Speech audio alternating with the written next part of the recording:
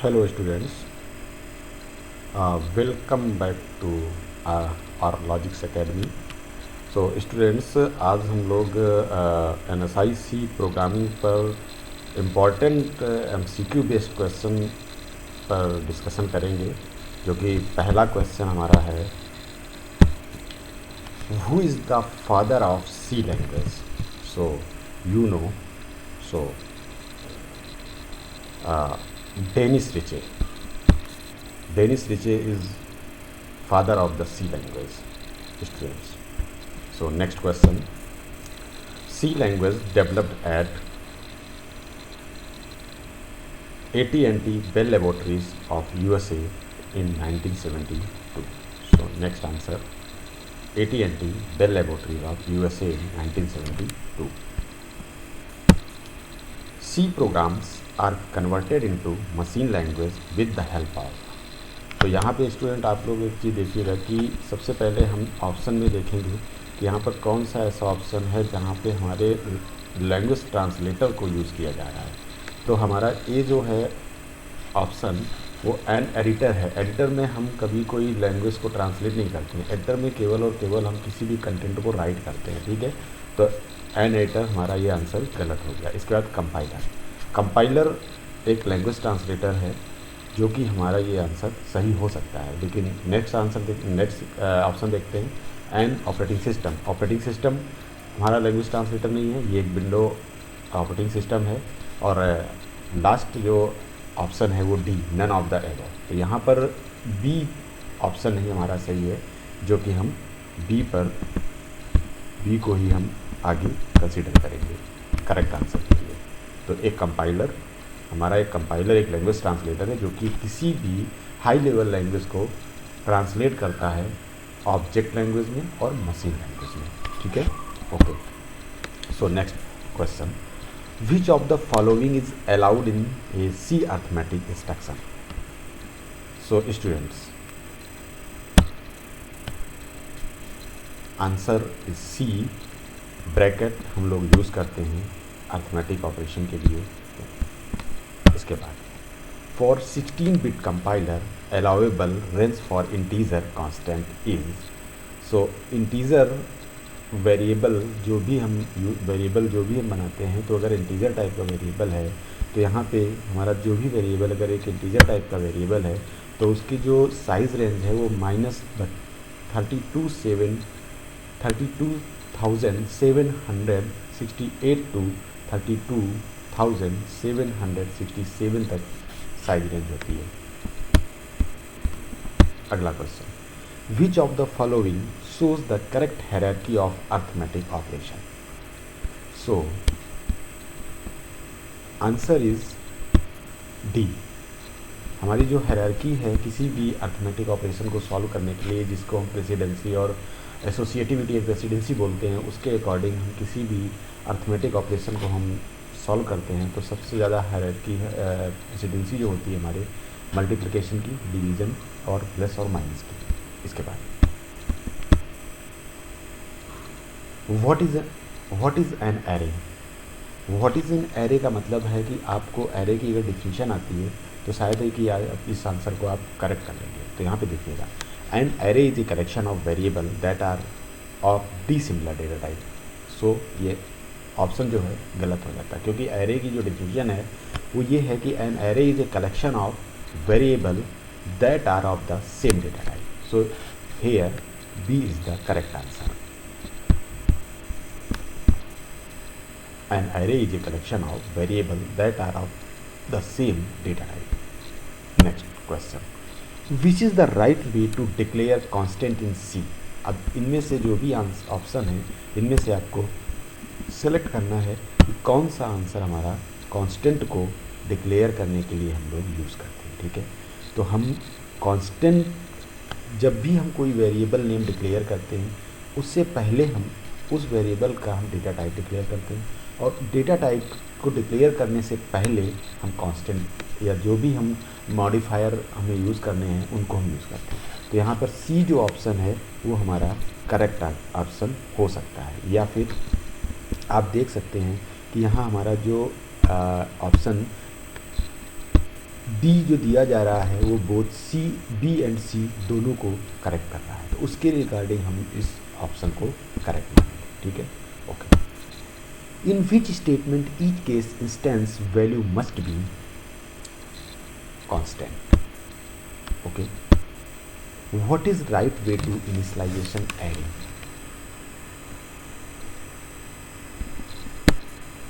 This is the way of initialization of array, ठीक है।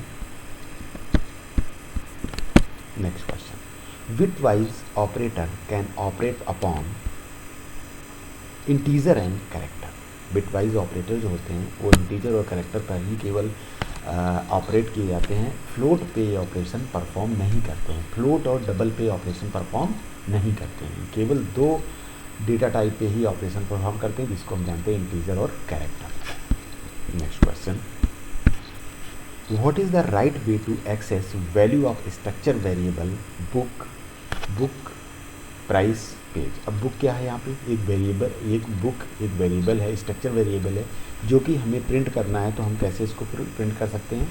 इनमें से हमारा कौन सा ऑप्शन सही होगा, इसको आप चूज़ कर सकते हैं। देखिए यहाँ पे हमारा जो ए ऑप्शन है वो ये करेक्ट ऑप्शन है, print of %d book dot price फिर बुक डॉट पेज। ये डॉट जो है ये किसी भी स्ट्रक्चर के अंदर जो वेरिएबल हम बना रहे हैं, जो भी स्ट्रक्चर नाम का एक वेरिएबल है उसके अंदर जो हम एट्रीब्यूट या फिर हम प्रॉपर्टी जो राइट कर रहे हैं उनको, उनकी वैल्यू को एक्सेस करने के लिए हम स्ट्रक्चर के साथ में उनके वैल्यू को हम यूज़ करते हैं, इसलिए इसको हम बुक डॉट प्राइस यूज़ करते हैं, ठीक है। After that an array elements are always stored in, you know that is a sequential and random, none of the above.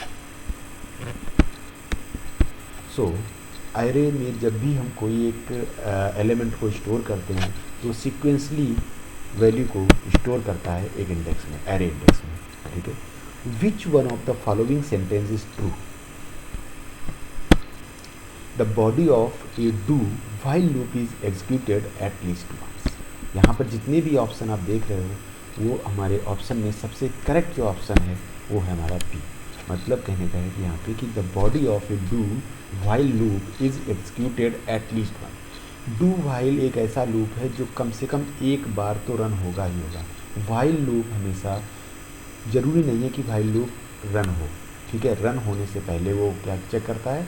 Condition check करता है। कंडीशन अगर सेटिस्फाइड है तब वो रन होता है, अदरवाइज टर्मिनेट हो जाता है प्रोग्राम। लेकिन डू व्हाइल कंडीशन को चेक करने से पहले एक बार रन होता है, उसके बाद कंडीशन चेक करता है, तब जाके उसको रन करता है किसी प्रोग्राम को। तो इसलिए ऑप्शन जो है हमारा वो बी ऑप्शन सही होगा। Next question, a binary tree with 27 node has null branches. अब यहाँ पे बात ये है कि बाइनरी ट्री है, ठीक है। अब उस बाइनरी ट्री में 27 नोड्स हैं। अब वो 27 नोड्स हैं। अब उन नोड्स में अगर हर नोड में अगर एक एक चाइल्ड है तब फिर 27 होगा। अगर उस नोड में हो सकता है कि 2 चाइल्ड हो सकता है 3 चाइल्ड हो। यहाँ पर ये असाइन नहीं किया गया है कि हर नोड में कितने चाइल्ड उसके यूज़ हो रहे हैं, ठीक है। तो यहाँ पर हम इसको कंसीडर नहीं कर सकते हैं कोई भी ऑप्शन, इसलिए हम इसको ऑप्शन जो कंसीडर करेंगे वो हमारा ऑप्शन होगा none of the above. Okay, next question, what will be output of following a code? So main I equal to 2, j equal to 2, while I plus 1 minus I, j plus print of di की value यहाँ पे print करनी है आपको। तो i की value जब हम प्रिंट करेंगे इसको हमारा प्रोग्राम सॉल्व किया जाएगा, उसके बाद ये आंसर जो देगा वो 1 आंसर आएगा, ठीक है। Okay, what will be output of following C?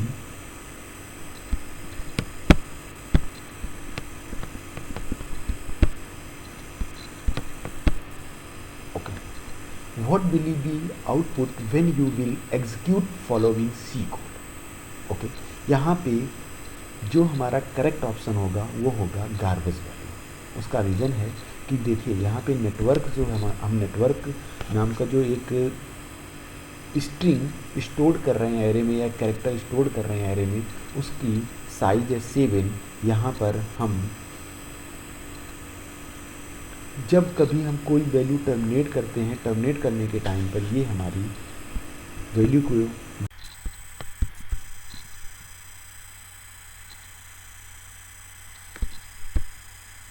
Students, तो यहाँ पर जब भी हम कोई, अब देखिए यहाँ पे एरे का डेटा टाइप क्या है, कैरेक्टर टाइप का।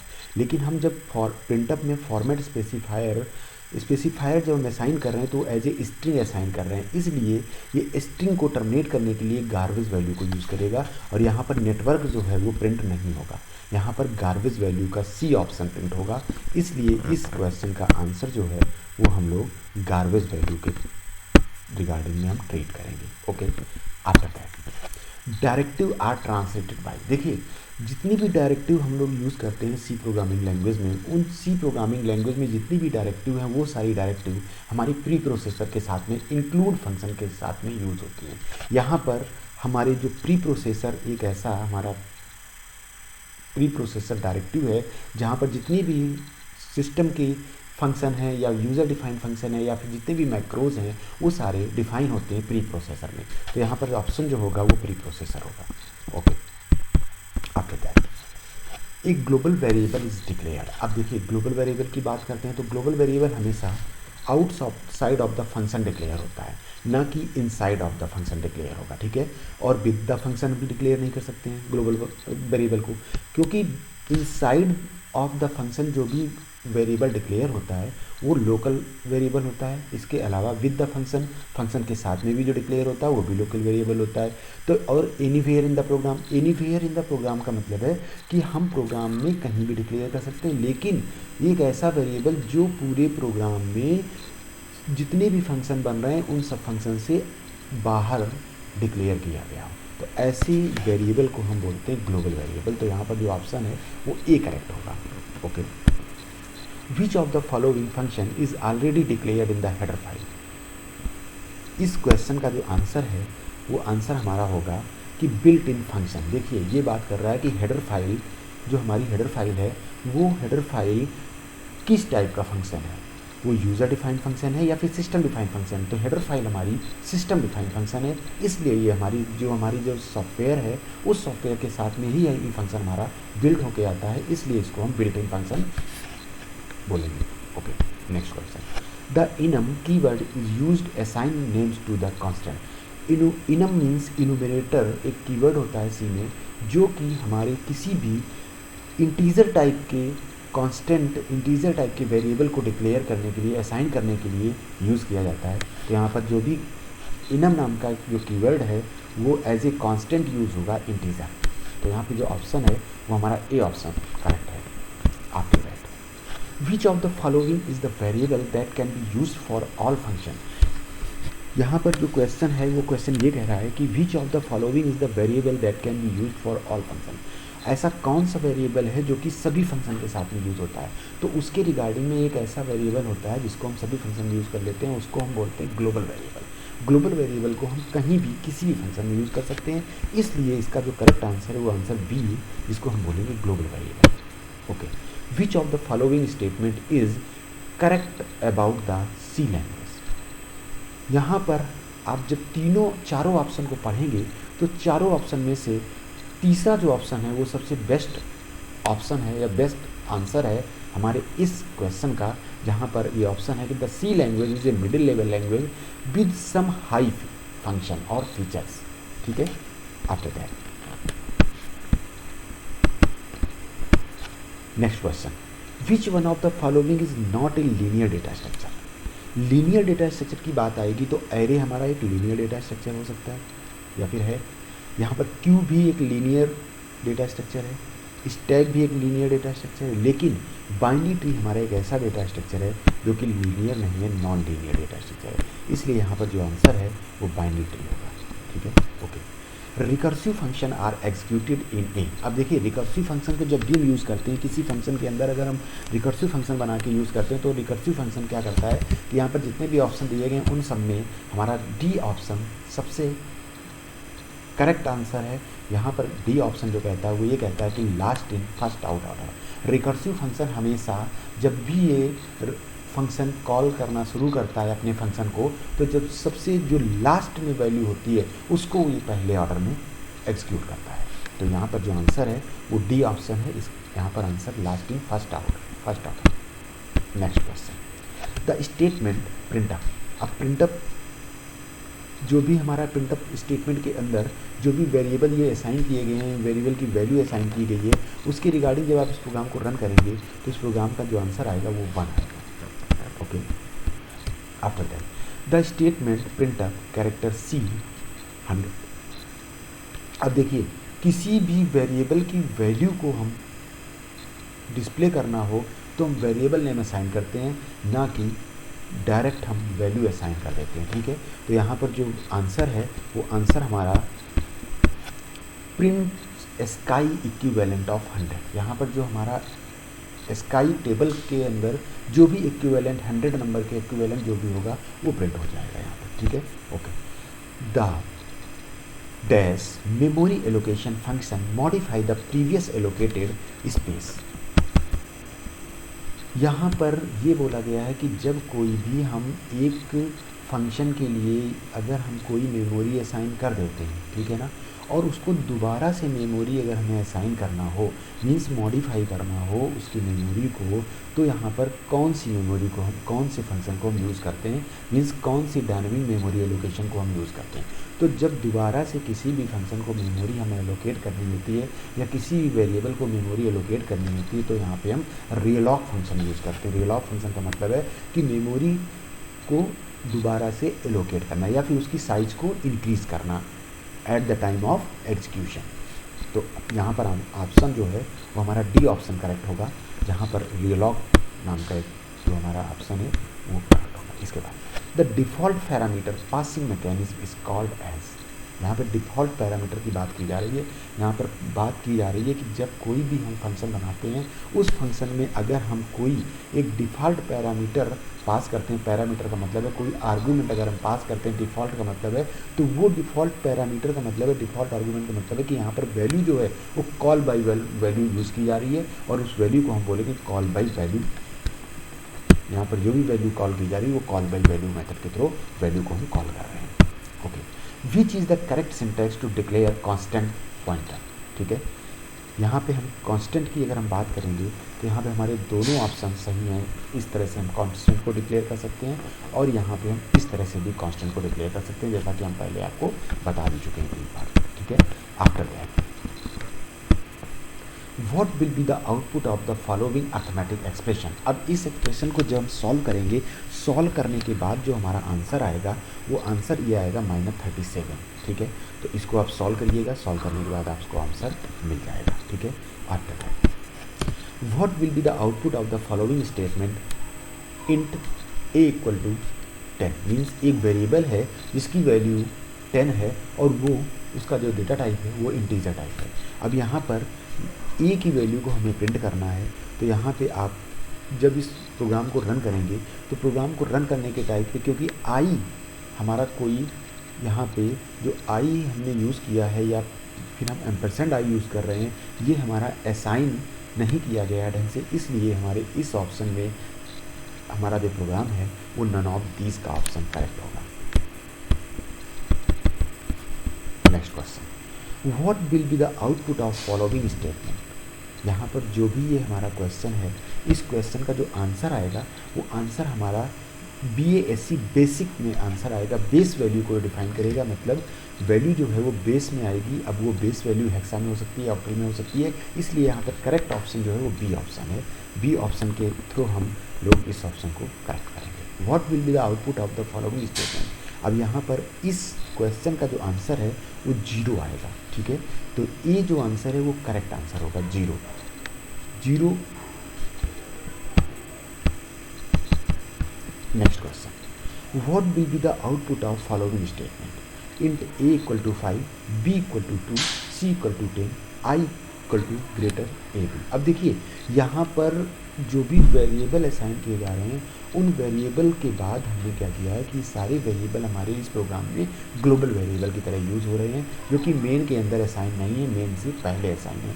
तो ये वेरिएबल हमारे ग्लोबल वेरिएबल हैं। अब यहाँ पर वॉइड मेन फंक्शन जब शुरू होता है, उसके बाद हम क्या कर रहे हैं कि प्रिंटअप फंक्शन को यूज़ कर रहे हैं और हेलो वर्ड को हम यूज़ कर रहे हैं, मैसेज को यूज़ कर रहे हैं। इसके बाद हम मेन फंक्शन को यूज़ कर रहे हैं। अब मेन फंक्शन जब मेन फंक्शन को ही कॉल करेगा, तो ये जो हमारा प्रोग्राम है इन्फिनाइट ये जो प्रोग्राम हमारा है ये infinite number of times run होगा, और रन होने के बाद यहाँ पे जो करेक्ट आंसर होगा वो आंसर है हमारा सी। इसलिए अब नेक्स्ट क्वेश्चन को हम लोग देखते हैं।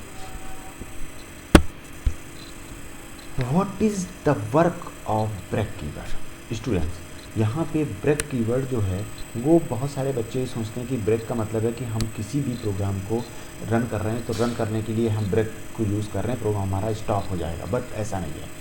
ये जो ऑप्शन फर्स्ट है ये ऑप्शन इनकरेक्ट है, सेकेंड ऑप्शन भी हमारा इनकरेक्ट है। ऑप्शन सी का मतलब है एग्जिट फ्रॉम लूप और स्विच स्टेटमेंट, मतलब कहने का जिस फंक्शन से आप एग्जिट होना चाहते हैं या फिर आप दूसरे फंक्शन में जाना चाहते हैं तो आप ब्रेक और गो टू यूज़ करके आप फंक्शन में दूसरे फंक्शन में जा सकते हैं और दूसरे फंक्शन को आप यूज़ कर सकते हैं। इसलिए यहाँ पे जो करेक्ट आंसर है वो आंसर है हमारा सी। सी आंसर के अकॉर्डिंग हम इसको मानेंगे एग्जिट फ्रॉम लूप और switch statement. Okay, what will be the output of following programme name? curly braces int x comma y equal to 10 x equal to y pointer 9 printer b x की value को यहाँ पे ये print करा रहा है। तो स्टूडेंट जब इस प्रोग्राम को रन करेंगे तो रन करने के टाइम पर ये x की जो वैल्यू है ये x की वैल्यू 0 प्रिंट करेगा। Next question, what will be the output of following statement? अब यहाँ पर इस क्वेश्चन का जो आंसर है वो आंसर हमारा है, जब आप रन करेंगे तो 19 आंसर आएगा। देखिए 19 का मतलब है कि यहाँ पर साइज जो है वो पहले size star x means pointer के साथ में x की वैल्यू साइज को डिफाइन करेगा और फिर साइज ऑफ x की वैल्यू को साइज के टाइप में डिफाइन करेगा। तो यहाँ पर जो 19 है 19 इस वैल्यू की साइज हो जाएगी, साइज ऑफ इस वेरिएबल की जो साइज आएगी वो 19 हो जाएगी। What will be the output of following statement? So int I equal to 3 print up %d I comma I plus plus। अब इस प्रोग्राम को जब आप रन करेंगे तो रन करने के बाद जो हमारा करेक्ट आंसर होगा वो आंसर होगा बी आंसर। इसमें 43 आंसर आएगा, आई की वैल्यू 4 हो जाएगी और आई प्लस प्लस की वैल्यू 3 हो जाएगी। उसका रीज़न ये है कि जब इस प्रोग्राम को रन करेंगे तो ये प्रोग्राम हमारा जब रन होगा, रन करने के बाद आई प्लस प्लस की वैल्यू आई में स्टोर हो जाएगी और पहले ये आई प्लस प्लस की जो वैल्यू 4 होगी वो स्टोर करेगा। स्टोर करने के बाद 4 को आई में 4 को रखेगा और फिर जब आई प्लस प्लस फिर आएगा तो फिर ये क्या करेगा कि आई की वैल्यू को 3 रखेगा, प्रिंट पहले कर देगा और इंक्रीमेंट बाद में करेगा। तो यहाँ पे 4 3 करेक्ट आंसर होगा। इसका मतलब है कि यहाँ पे आंसर हमारा बी करेक्ट होगा। Okay, next question, what will happen in C program? You assign a value to an array element which subscript exceed the size of array. Okay, यहाँ पर हम सी ऑप्शन को करेक्ट करेंगे। The program may crash if some important data gets overwritten. यहाँ पर इसका जो reason है वो रीज़न ये है कि यह कहने का मतलब यहाँ पर इसका ये है कि जब आप किसी प्रोग्राम में किसी भी एरे की वैल्यू असाइन करेंगे उसके सबस्क्रिप्ट के साथ में अगर सबस्क्रिप्ट की साइज बढ़ रही है तो वो क्या करेगा? The program may crash if some important data gets overwritten. ठीक है, okay. Next question, what will be the output of following statement? अब ये टर्नरी ऑपरेटर को यूज़ करके हमने प्रोग्राम को रिटर्न किया है। टर्नरी ऑपरेटर को जब हम यूज़ करते हैं तो ये प्रोग्राम हमारा यहाँ पर टर्नरी या यूनरी ऑपरेटर को जब यूज़ करेंगे तो ये प्रोग्राम तो रन होगा, लेकिन यहाँ पर ये जो ऑप्शन है ये हमारा रिजल्ट जो है वो करेक्ट रिजल्ट शो नहीं करेगा, यहाँ पर एरर प्रोवाइड करेगा। इसलिए इसमें जो ऑप्शन है वो एरर का डी ऑप्शन करेक्ट होगा, जहाँ पर आंसर जो होगा वो एरर आएगा। ठीक है, अब चलो इंट टेस्ट एरे। सो अब ये एक टेस्ट एरे नाम का एक एरे बनाया गया है जहाँ पर 3 2 2। अब उसके बाद ये साइज है, साइज के बाद वेरिएबल हमने वेरिएबल की वैल्यू असाइन कर दी है। अब वेरिएबल की वैल्यू असाइन करने के बाद यहाँ पे what value does test array 210 in the sample code above contain. यहाँ पर जो भी वैल्यू हम लोग कंटेन करेंगे 210 में, तो यहाँ पर जो वैल्यू आएंगी वो वैल्यू हमारी होंगी 11। ओके,